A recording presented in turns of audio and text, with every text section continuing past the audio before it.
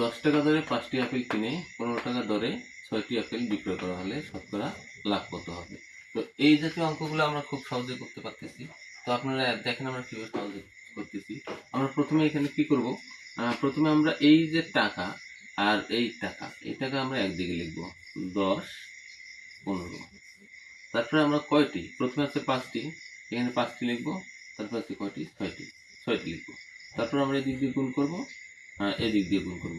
তাহলে কত হলো, 5 15 75 এনে 6 10 60। আমরা এখন কিভাবে শতকরা বের করবো? শতকরা বের করার নিয়মটা হচ্ছে, প্রথমে দেবো বিক্রয় মূল্য, মানে এটা হচ্ছে বিক্রয় মূল্য, এটা হচ্ছে ক্রয় মূল্য।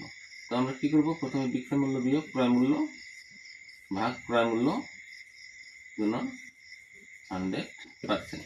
তো আমরা যদি কাটাকাটি করি দেখেন, তাহলে এখানে হবে 15, এখানে হবে 6 গুণন 10, 3 দুগুণে 6, 5 দুগুণে 10, 3 5 15, তাহলে হচ্ছে 5 5 25% আমাদের